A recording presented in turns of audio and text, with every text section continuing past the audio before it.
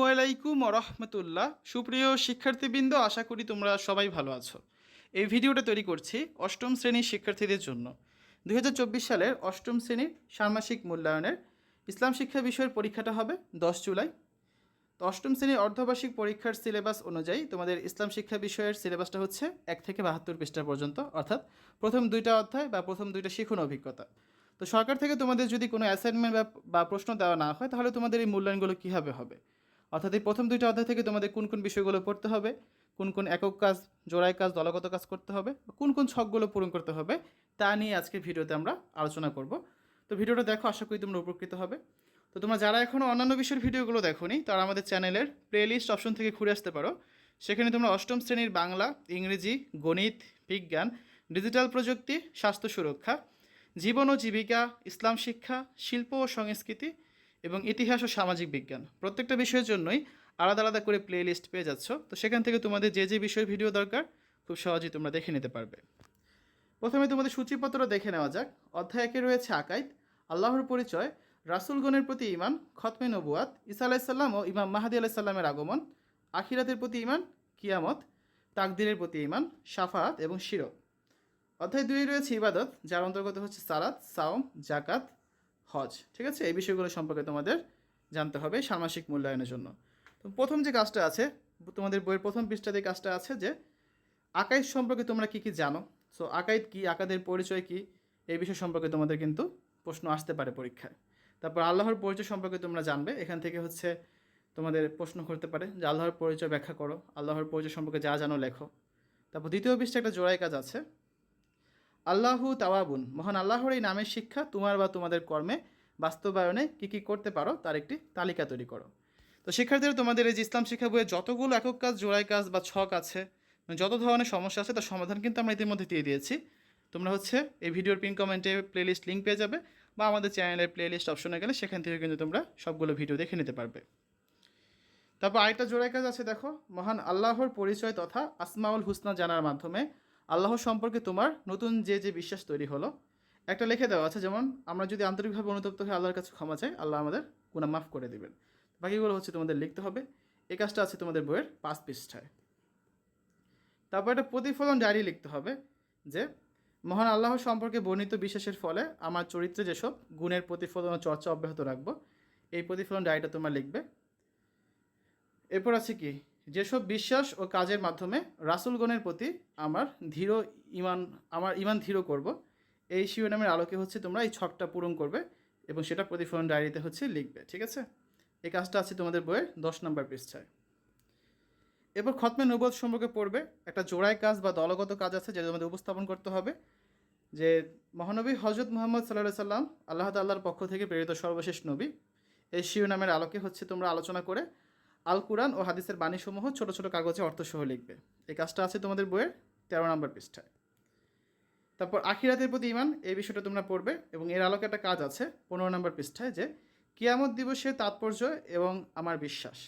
উল্লিখিত শিরোনামের আলোকে তোমরা প্যানেল বা জোড়ায় আলোচনা করো। ঠিক আছে, তারপর প্রথম অধ্যায়ে আরেকটা ভারী কাজ রয়েছে, যেটা হচ্ছে কি, কিয়ামত সম্পর্কে পরিবারের বয়োজ্যেষ্ঠ সদস্যদের ধারণা। অর্থাৎ তুমি তোমার পরিবারের সদস্য বা প্রতিবেশী বা সহপাঠীদের কাছ থেকে কিয়ামত সম্পর্কে ধারণা জানবে এবং সেটা হচ্ছে এখানে লিপিবদ্ধ করবে। যেমন তোমার বড় ভাই বলেছে ইসরাফিল আলাইহিস সালামের সিংগায় ফুৎকারের মাধ্যমে কিয়ামত শুরু হবে। এভাবে করে সকলের থেকে তথ্যগুলো নিয়ে এই ছকটা পূরণ করতে হবে। তো 16 পৃষ্ঠার এই কাজটা তোমাকে করতে হবে। এরপরে দলগত আলোচনা আছে, পুনরুত্থান দিবসে আল্লাহর রহমত প্রাপ্তি এবং আযাব থেকে দূরে থাকার জন্য কী কী করণীয় আমাদের আছে। তো এই জন্য তুমি কী কী কাজ করবে, কী কী কাজ থেকে দূরে থাকবে, সেই বিষয়টা তালিকা তৈরি করতে হবে। এই তালিকা তৈরি করাটা আমরা শিখবো, যেটা আছে তোমাদের বইয়ের 18 পৃষ্ঠায়। তো আমরা যে যে কাজ করব, যে যে কাজ করব না, সেই বিষয়টা হচ্ছে আমরা ছকে উপস্থাপন করব। তারপর তাকদীরের প্রতি ঈমান, আমরা একটা জোড়ায় আলোচনা করব এখানে, যে তাকদীরে বিশ্বাসের ফলে আমাদের জীবনে কী কী ধরনের পরিবর্তন হতে পারে বলে আমরা মনে করি, সেই বিষয়গুলো আমাদের জানতে হবে। যেমন আল্লাহ তাআলার উপর আমাদের তাওয়াক্কুল বেড়ে যাবে। তো এই ছকটা আমরা পূরণ করব। 19 পৃষ্ঠায় এই কাজটা আছে। 22 পৃষ্ঠায় আরেকটা জোড়ায় আলোচনা আছে, যে পরকালে শাফাত লাভের জন্য ব্যক্তি, পরিবার, বিদ্যালয় ও সমাজ জীবনে আমি যেসব ভালো কাজ করব এবং যেসব মন্দ কাজ পরিহার করব। তো আলাদা আলাদা ক্ষেত্র আছে, ব্যক্তিগত ক্ষেত্রে, পরিবার ক্ষেত্রে, বিদ্যালয় ক্ষেত্রে প্রত্যেকটা ক্ষেত্রের জন্য তুমি যেসব ভালো কাজ করবে, যেসব মন্দ কাজ করবে, পরিহার করবে, সেসব ভালো কাজ করা এবং মন্দ কাজ পরিহার করার বিষয়গুলো তোমাকে কিন্তু জানতে হবে। এরপর আরেকটা একক কাজ আছে, শিরক হয় বা হতে পারে এমন কাজগুলো একটা তালিকা তৈরি করতে হবে। যেমন আল্লাহ তাআলা ব্যতীত অন্য কাউকে ইবাদতের মালিক মনে করা, এই টাইপের শিরক যে হতে পারে সে কাজগুলো তালিকা তৈরি করবে। এই কাজটা আছে তোমাদের বইয়ের 25 পৃষ্ঠায়। প্রথম অধ্যায়ে সর্বশেষ যে কাজটা আছে 27 পৃষ্ঠায়, একটা প্রতিফলন ডায়েরি লিখতে হবে। দৈনন্দিন জীবনে শিরক থেকে দূরে থাকার জন্য আমি যেসব ভালো কাজ করব এবং যেসব মন্দ কাজ বর্জন করব, উল্লিখিত শিরোনামের আলোকে নির্ধারিত ছকটি পূরণ করবে। তোমার করণীয় কাজগুলো এবং তোমার বর্জনীয় কাজগুলো হচ্ছে এখানে লিখতে হবে, ঠিক আছে। তারপর দেখো দ্বিতীয় অধ্যায়ে যে প্রতিফলন ডায়েরি লিখন আছে 29 পৃষ্ঠায়, যে সপ্তম শ্রেণীতে জেনে যেসব সালাত নিয়মিত চর্চা করি সেগুলোর মাধ্যমে ছকটা পূরণ করবে। যে কিছু সালাতের নাম লিখবে এখানে, যেগুলো তোমরা সপ্তম শ্রেণীতে জেনে চর্চা করো এখন, সেই সালাতের বিশেষ নিয়মগুলো লিখবে, রাকাতের সংখ্যা লিখবে, এই ছকটা পূরণ করবে। তারপর একটা প্রতিফলন ডায়েরি রয়েছে, সালাত সংক্রান্ত শিক্ষকের বর্ণিত ঘটনা বা গল্পের শিক্ষা আমার নিজের জীবনে যেভাবে প্রয়োগ করতে চাই এই সম্পর্কে হচ্ছে তোমরা এটা প্রতিফলন ডায়েরি লিখবে। তারপর নফল সালাতের গুরুত্ব, এই টপিকটা তোমাদের পড়তে হবে। তো এই কাজটা আছে তোমাদের বই 30 পৃষ্ঠায়। একটা দলীয় আলোচনা আছে, সালাতেই আমার চোখে শীতলতা দান করা হয়েছে, এই বিষয়টা তোমাদের ব্যাখ্যা করতে বলা হতে পারে, তো এই বিষয়টা তোমাদের জানতে হবে। তারপর দেখো 31 পৃষ্ঠা একটা বাড়ি কাজ আছে, ফরজ সালাতের পাশাপাশি আর যেসব সালাত তুমি আদায় করতে পারবে এই জন্য তোমাকে হচ্ছে অনেক ধরনের সালাত এখানে দেওয়া আছে, সালাতের নিয়ম দেওয়া আছে, সেগুলো তোমাকে জানতে হবে। কিছু নফল সালাত সম্পর্কে বলা আছে, সেই বিষয়গুলো তোমরা এখান থেকে পড়ে নেবে। এরপর দেখো একটা একক কাজ আছে অনুশীলন, তোমরা শিক্ষকের আলোচনার মাধ্যমে যে যে সালাতের নিয়ম জেনেছো সেই সালাদসমূহ শিক্ষকের নির্দেশনা মোতাবেক নির্ধারিত স্থানে অনুশীলন করবে। তোমাদের প্র্যাকটিক্যালি এই কাজটা কিন্তু করতে দিতে পারে তোমাদের মূল্যায়নের ক্ষেত্রে। তারপর পাঠ্যপুস্তকে নিম্নে উল্লিখিত সালাদসমূহ নির্ধারিত সময় আদায় করে নিয়মিত অভ্যাসে পরিণত করি, এই যে ছকটা আছে ছকটা তোমরা পূরণ করবে, সালাদের নামগুলো লিখবে এবং সালাদ আদায়ের নিয়ম এখানে তোমাদের লিখতে হবে, ঠিক আছে। তো এই বিষয়গুলো তোমাদের কিন্তু জানতে হবে। এই ছকটা পূরণ করবে 34 পৃষ্ঠার। তারপর হচ্ছে 35 পৃষ্ঠা আরেকটা ছক আছে, স্মৃতির পাতায় সাওম, যে রমজান মাসে তুমি কি কার্যক্রমগুলো করেছো, বিগত রমজানে তুমি যা যা করেছো এই বিষয়গুলো হচ্ছে লিখবে। 39 পৃষ্ঠা একটা একক কাজ আছে, নিজেকে পরিশুদ্ধ করি, রমজান মাসে যে ইবাদতগুলো অভ্যাসে পরিণত করেছি সেগুলো হচ্ছে তোমাকে এখানে লিখতে হবে। এরপর একটা প্রতিফলন ডায়েরি লিখন আছে, যেটা আছে তোমাদের বই 41 পৃষ্ঠায়, যে লাইলাতুল কদরের রাতে তুমি কি কি ইবাদত করবে সেই বিষয়গুলো তোমাকে কিন্তু জানতে হবে, ঠিক আছে। কিছু প্রশ্ন আছে এখানে লাইলাতুল কদর সম্পর্কিত, এই প্রশ্নগুলো উত্তরে তোমাদের কিন্তু শিখতে হবে। 44 পৃষ্ঠাটা দলগত কাজ আছে, ঈদের দিনে আমাদের করণীয় এবং বর্জনীয় ঘটনাগুলো, ঈদের দিনে আমরা যে সকল কাজ করব সেগুলো এখানে লিখব, আর ঈদের দিনে আমাদের যেগুলো বর্জনীয় কাজ সেগুলো হচ্ছে আমরা এই ঘরে লিখব। এরপর একটা বাড়ি কাজ আছে, সাওমের শিক্ষা চর্চার কৌশল, সাওমের শিক্ষা বা তাৎপর্য তোমার বাস্তব জীবনে বা দৈনন্দিন কাজে কীভাবে অনুশীলন বা চর্চা করবে তার একটি কর্ম পরিকল্পনা প্রণয়ন করতে হবে, ঠিক আছে। এই জন্য তোমরা এই ছকটা কিন্তু ব্যবহার করতে পারো। তো এটা আছে তোমাদের বইয়ের 46 পৃষ্ঠায়।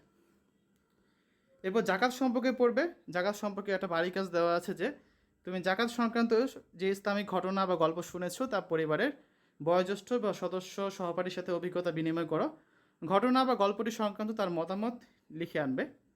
এবং 49 পৃষ্ঠাটা দলীয় কাজ আছে, তোমার উপর জাকাত ফরজ হলে কেন তুমি সঠিক নিয়মে জাকাত আদায় করবে সেই সংক্রান্ত আলোচনাটা তোমাকে জানতে হবে।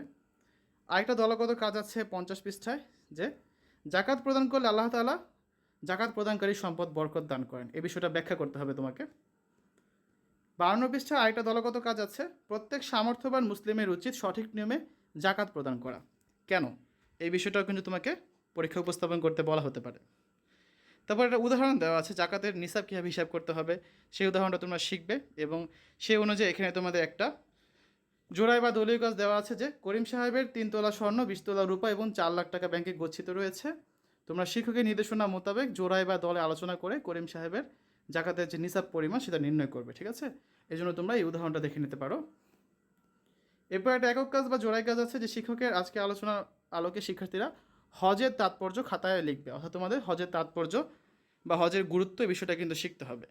এরপর দেখো হজের ফরজ আছে 3টি, এই 3টা হজের ফরজ শিখতে হবে। হজের ওয়াজিব সমূহ সম্পর্কে তোমাদের জানতে হবে। হজের কিছু সুন্নত আছে, এগুলো তোমাদের কিন্তু মূল্যায়নের জন্য জানতে হবে। তারপর হচ্ছে একটা প্রতিফলন ডায়েরি লিখন আছে 62 পৃষ্ঠায়, যেসব কার্যক্রমের মাধ্যমে হজের ফরজ ওয়াজিব ও সুন্নত আদায় করা হয় এই ছকটাও তোমাদের কিন্তু শিখতে হবে। হজ ফরজ হওয়ার 5টা শর্ত আছে, এই শর্তগুলো তোমাকে জানতে হবে। তারপর হচ্ছে সর্বশেষ সর্বশেষ না, আর 2টা কাজ বাকি আছে। 69 পৃষ্ঠাটা বাড়ির কাজ আছে, যে হজের ধর্মীয় সামাজিক তাৎপর্য বা শিক্ষার একটা তালিকা তৈরি করতে হবে, ঠিক আছে? হজের ধর্মীয় তাৎপর্যগুলো এবং সামাজিক তাৎপর্যগুলো এগুলো সম্পর্কে তোমরা জানবে। তারপর হচ্ছে তোমাদের একটা প্র্যাকটিক্যালি কাজ করতে বলা হতে পারে, যে তুমি যে হজের কার্যাবলী সম্পর্কে জেনেছো এগুলো অভিনয়ের মাধ্যমে তোমাকে ক্লাসে উপস্থাপন করতে বলা হতে পারে। তো শিক্ষার্থীরা, এই ছিল আলোচনা। এতক্ষণ আমরা দেখলাম অষ্টম শ্রেণীর ষান্মাসিক মূল্যায়ন ইসলাম শিক্ষা বিষয়ের অর্ধবার্ষিক পরীক্ষার যে সিলেবাস দেওয়া হয়েছে তার আলোকে তোমাদের এই অর্ধবার্ষিক পরীক্ষা বা ষান্মাসিক মূল্যায়নে কী ধরনের প্রশ্ন আসতে পারে